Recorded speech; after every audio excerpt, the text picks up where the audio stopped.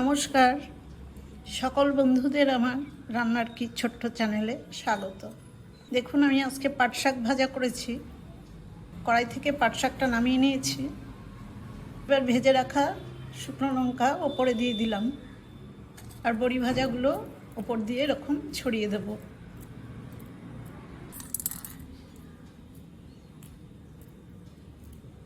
পরিবেশন করার আগের মুহূর্তে লঙ্কা ভাজা এবং বড়ি ভাজা শাকের মধ্যে দিলে একদমই মুচমুচে থাকবে। শাকটাও কিন্তু খুব মুচমুচে হয়েছে। আপনারা সেই মুহূর্তে না খেলে এটা যদি একটা কোনো এয়ারটাইট কন্টেনারে রাখেন তাহলে একদমই এরকমই থাকবে। দেখুন শাক ভাজাটা যে কতটা মুচমুচে দেখলেই বুঝতে পারছেন। এরকমভাবে শাক ভাজা খেতে কিন্তু খুব ভালো লাগে। খুব বেশি যে তেল লেগেছে তা নয়। পাট শাক ভাজবার জন্য দেখুন বাজার থেকে এক আটি পাট শাক এনে আমি খুব ভালো করে ধুয়ে নিয়েছি। ধুয়ে জলটা ভালো করে ঝরিয়ে নিতে হবে, কারণ এরকম মুচমুচে পাট শাক ভাজতে গেলে পাট শাকের মধ্যে জল থাকলে একদমই হবে না। আর পাট শাক ভীষণ একটু পিচ্ছিল টাইপের হয়, সেই জন্য জলটাকেও ভালো করে ঝরিয়ে নিতে হবে। আর দেখুন শাকগুলো পাতা থেকে এইভাবে ছাড়িয়ে নেব। এই শক্ত শিরাটা একটু ফেলে দেবো।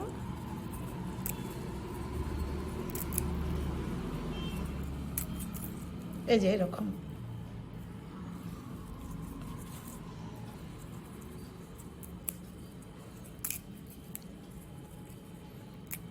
সবটা শাক ছাড়িয়ে নিয়েছি।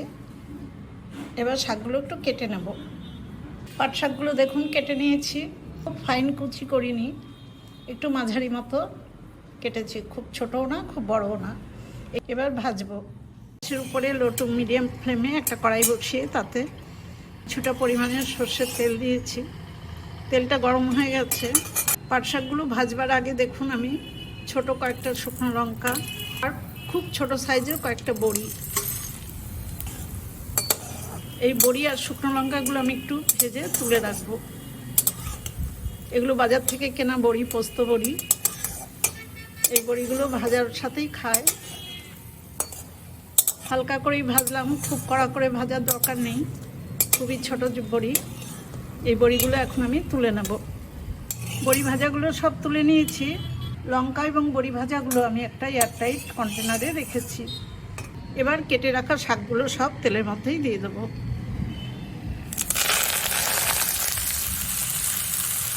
এই পাট শাক ভাজার সময় কিন্তু ফ্লেমটা খুব কম করে থাকলে খুব তাড়াতাড়ি পাট শাকটা নরম হয়ে যাবে। সেই জন্য ফ্লেমটা আমি মিডিয়াম টু হাই করে রাখবো। আর এইভাবে একটু নেড়ে নেড়ে আলগা আলগা করে রাখবো, তা নাহলে একসাথে জড়িয়ে যাবে।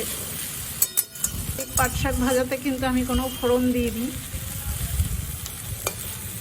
ফোড়নের কোনো দরকার হয় না। আর লবণও আমি আরও পরে দেবো। এখন লবণ দিলে আরও জল উঠে যাবে শাকে। 4-5 মিনিট আমি একটু নেড়ে নেড়ে এরকম করেছি। দেখুন শাকটা। এবার স্বাদ মতো লবণ দেবো। শাক কিন্তু অনেক কমে গেছে, সেজন্য লবণটাও একটু কমই লাগবে। লবণটা মিশিয়ে দিয়েছি। আর গ্যাসের ফ্লেম কিন্তু এখন একদম লো করে দিয়েছি। লো করে এবার আস্তে আস্তে করে কিছুক্ষণ সময় নিয়ে নিয়ে এই শাকটাকে ভাজতে হবে, তাহলেই শাকটা একদম মুচমুচে হয়ে যাবে। লো ফ্লেমে আরও 2-3 মিনিট ভেজে নিয়েছি। এখন একদমই শাকটা মুচমুচে হয়ে গেছে। এই শাক কিন্তু ভীষণ একসাথে লেগে যেতে চায়। একটু ছাড়িয়ে ছাড়িয়ে এরকম নেড়ে নেড়ে ভাজতে হবে। পাট শাক ভাজা তো আপনারা অনেকভাবেই খেয়েছেন। একবার এইভাবে করে খেয়ে দেখবেন, খুব ভালো লাগবে। একদমই হয়ে গেছে। এবার আমি গ্যাসের ফ্লেমটা অফ করে দিচ্ছি। কড়াই থেকে পাট শাক ভাজা নামিয়ে এরকম দেখুন ভাজা লঙ্কা এবং ভাজা বড়ি দিয়ে পরিবেশন করেছি। আপনারাও এইভাবে একবার করে খেয়ে দেখুন, খুব ভালো লাগবে।